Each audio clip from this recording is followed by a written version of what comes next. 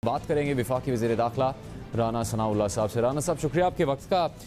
ये राना साहब, शाम में जब आपकी ट्वीट देखी मरीम नवाज साहिबा की, ख्वाजा साद रफ़ीक, आबिद शेर अली की, तो काफ़ी हैरत हुई कि इतनी शदीद आपकी तरफ से तनकीद की जा रही है सुप्रीम कोर्ट पर और मखसूस जज साहिबान का नाम लेकर आप एतराज़ात उठा रहे हैं। अभी 3 माह पहले ही तो मुस्लिम लीग नून खुशो खुरम थी और जश्न मना रही थी सुप्रीम कोर्ट के 7 अप्रैल के फैसले पर, जिसमें ये जज भी शामिल थे जो आज जज समाअत कर रहे हैं इस मामले की। तो किस तरह से आप इस नतीजे पर पहुंचे हैं कि ये जारहाना हिकमत अमली होगी मुस्लिम लीग नून की सुप्रीम कोर्ट के खिलाफ? देखें, सुप्रीम कोर्ट के या हाई कोर्ट्स के जो फैसले हैं वो फैसले जो है वो यानी एक पूरी कौम के सामने एक खुली किताब के तौर पे जो है वो मौजूद होते हैं। उनकी तज़हीक करना और किसी भी मुअज़्ज़ज़ जज के ख़िलाफ़ कोई ऐसे रिमार्क्स पास करना जिनसे उनकी डिसरिस्पेक्ट जो है वो सामने आती हो, ये तो हमेशा से जो है वो कानून है, समझा गया है कि ये नामुनासिब है। लेकिन एक वैलिड जो ऑब्जेक्शन है वो बाहर लिया जा सकता है और वो इससे पहले भी हम इन चीज़ों की जो है वो निशानदेही करते रहे हैं। और ये एक बड़ी ही जो है वो एक आला रवायत है हमारी आला और अदालत उज़्मा की कि अगर एक मुअज़्ज़ज़ जज किसी फ़रीक के ख़िलाफ़ किसी केस में फ़ैसले का जो है वो बेंच का हिस्सा हो और वो उस फ़रीक के ख़िलाफ़ फ़ैसला करे, तो बाद में जो दूसरे मुकदमात में जिनमें वही फ़रीक हो तो उनमें जो है वो जजेस जो है वो नहीं बैठते। लेकिन हमारे यहाँ ये चीज़ देखने में आई है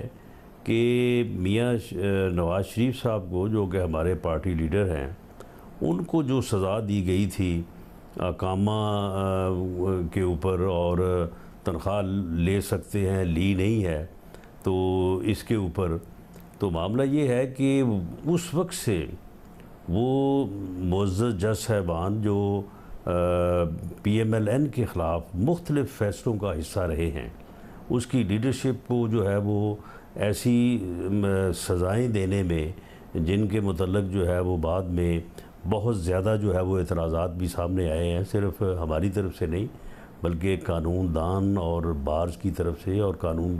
का इदराक रखने वाले जो है वो लोगों की तरफ से। अच्छा, तो ये चीज़ें जो हैं ये इनको अगर आप सामने रखें और फिर आप देखेंगे ये जो 63A की जो तशरीह आई है, जो फ़ैसला आया है, जिस फ़ैसले को समझा गया और PTI ने इसके ऊपर बड़ी खुशियाँ मनाई कि जी उनको इस फ़ैसले में जो है वो बड़ी जो है वो राहत मिली है। और इसी फ़ैसले की बुनियाद के ऊपर हमारे 25 वोट जो है वो काटे गए। इसी फ़ैसले की बुनियाद पे हमें दोबारा पंजाब में इलेक्शन में हमजा शहबाज शरीफ को जो है वो आना पड़ा। इसी फ़ैसले की बुनियाद के ऊपर जो है वो 20 जो जनरल सीटें थी उनके ऊपर ज़िमनी इलेक्शन हुआ। तो उस फ़ैसले में जो उस फ़ैसले को तमाम जो है वो बार्स ने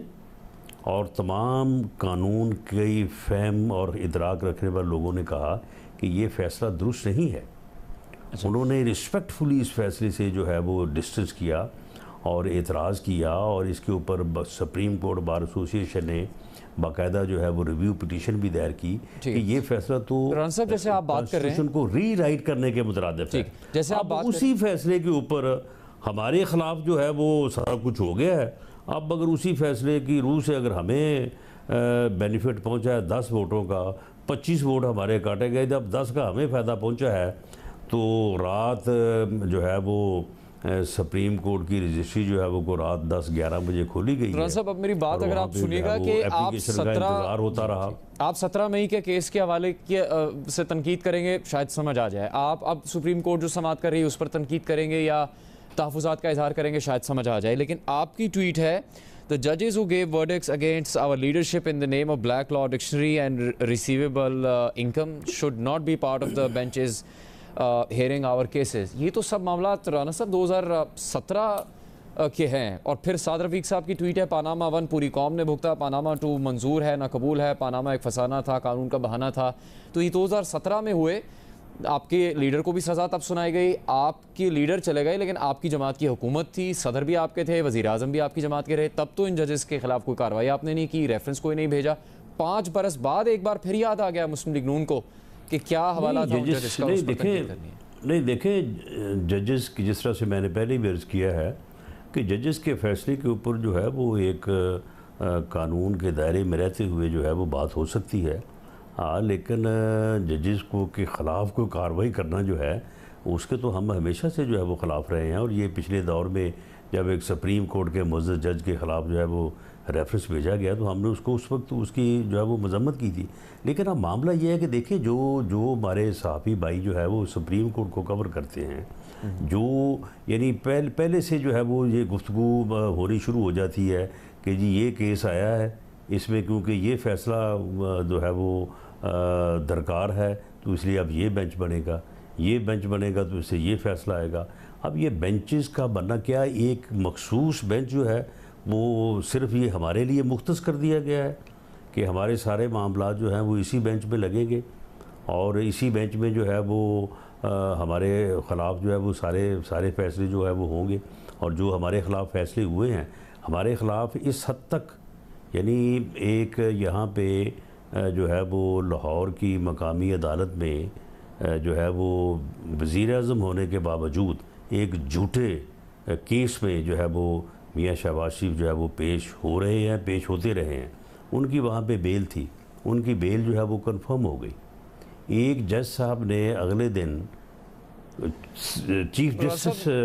सुप्रीम कोर्ट की मौजूदगी में उन्होंने प्रोसिक्यूटर को कहा कि कल एक इतने बड़े मुलज़म की जो है वो ज़मानत कंफर्म हो गई है वहाँ तो आप क्या करते रहे। ये वाक़या तो हमारे इल्म में है राना साहब, लेकिन फिर यही जजेस तो फिर अप्रैल 2022 में भी थे ना। ये फिर वाक़यात जब एक दफ़ा, 2 दफ़ा, 3 दफ़ा और जब जो है वो जब बार एसोसिएशन बात कर रही हैं, कानूनदान बात कर रहे हैं, जो सहाफ़ी जो है वो कवर कर रहे हैं वो बात कर रहे हैं, वो जुडिशल कमीशन के अजलास की अंदरूनी कहानियाँ जब बाहर आ रही हैं और जब इस किस्म की वहाँ पे ग्रुपिंग जो है और वहाँ पे जो खींचा तानी है वो जो है वो जब सामने आ रही है और जब बेंचेस के बनने और बेंचेस के फैसलों के मतलब पहले से जो है वो प्रेडिक्शंस हो रही हैं, तो आप मुझे फिर बताएं कि क्या फिर हमें बतौर साइल के जब फिर इस किस्म की सूरत हाल का सामना होगा तो क्या हम इन अल्फाज में भी रिस्पेक्टफुली जो है अपनी ये सबमिशन भी नहीं कर सकते कि जनाब हमारा जो केस है इसकी समाअत के लिए फुल बेंच जो है वो तश्कील दिया जाए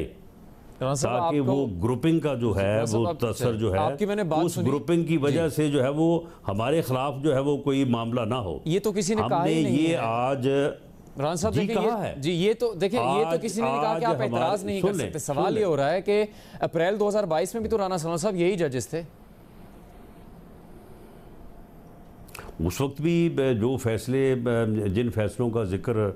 मैंने अपनी ट्वीट में या अपना ख्वाजा साद रफीक साहब ने दिया है, आप उन फैसलों के आने के बाद ठीक है हमने एक कानून और रूल्स के दायरे में रह के जो है वो बात की है, लेकिन हमने बात उस वक्त भी की है। उस वक्त भी हमने कहा है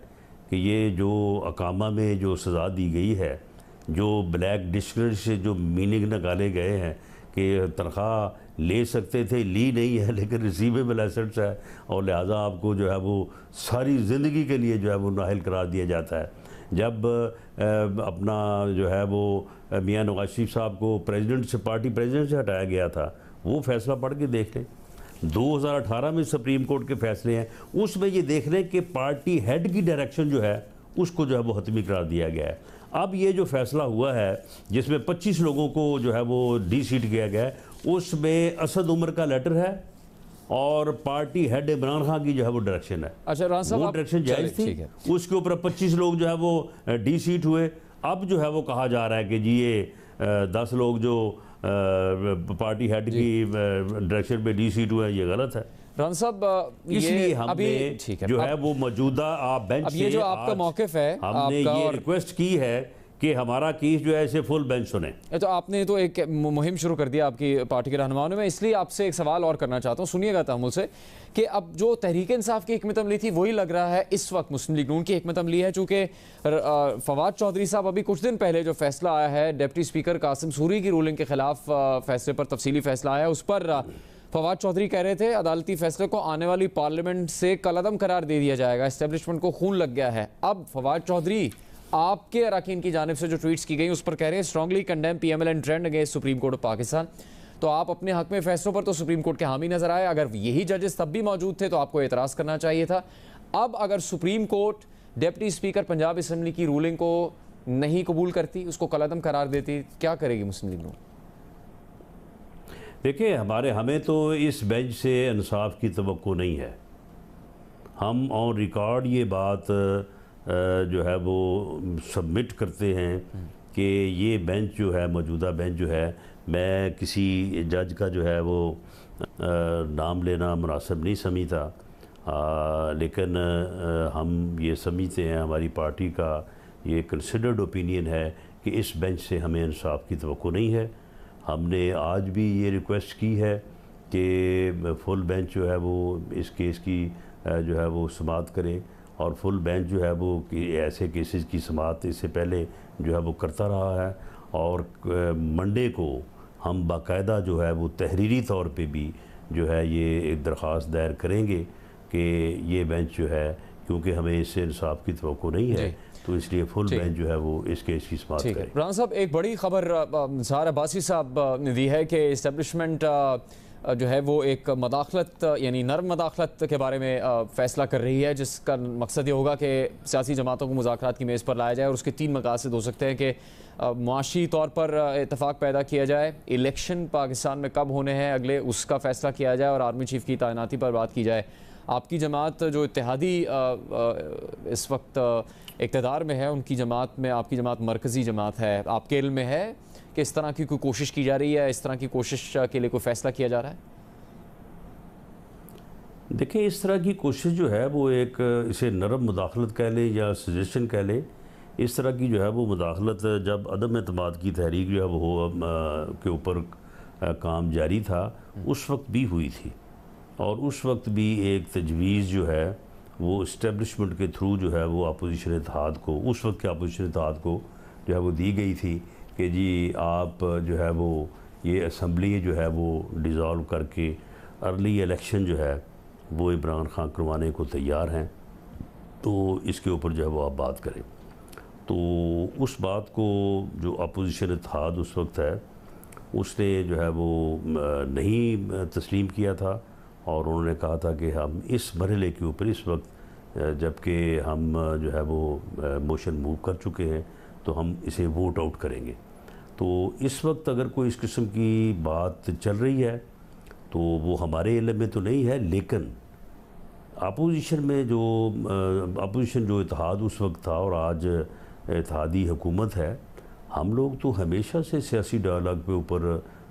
यकीन रखते रहे हैं। और on the floor of the house मियाँ शहबाज शरीफ ने, जो उस वक्त अपोजिशन लीडर थे, उन्होंने उस वक्त के वज़ीर आज़म इमरान खान को ये कहा था on the floor of the house कि मुल्क की इकॉनमी के हालात ख़राब हैं, आएँ बैठे हम आपके साथ बैठ के चार्टर ऑफ इकॉनमी करने को बिल्कुल याद है हमें। बिलावल भुट्टो इन्होंने आगे से गालियाँ निकालनी शुरू कर दी, तो वो तो अपोजिशन के साथ बैठने को तैयार नहीं है, वो तो अपोजिशन के साथ हाथ मिलाने को तैयार नहीं है। उन्होंने तो पिछले 3.25 साल में अपोजिशन लीडर को लीडर ऑफ द हाउस होते हुए उन्होंने फ़ोन तक करना गवारा नहीं किया। ठीक, राना साहब, अगर अब ऐसी तजवीज़ आती है कि अक्टूबर 2022 में इंतखाबात करवा लिए जाएँ तो उस पर क्या तैयार होगा हुक्मरान इत्तेहाद? नहीं, हुक्मरान इत्तेहाद किसी शर्त के तहत जो है वो मुज़ाकरात करने पे तैयार नहीं होगा। मुज़ाकरात जो है वो एक सियासत का हिस्सा है, उसके ऊपर तो मैं समझता हूँ कि किसी को शायद एतराज़ नहीं होगा, नहीं होना चाहिए, लेकिन मशरूत मुज़ाकरात या शर्त तय करके कि जी इस पे आप बात करें, मेरा नहीं ख्याल कि इसके ऊपर जो है वो हुकूमती इत्तेहाद जो है वो इत्तफ़ाक़ करेगा। राना सनाउल्लाह साहब, बहुत बहुत शुक्रिया।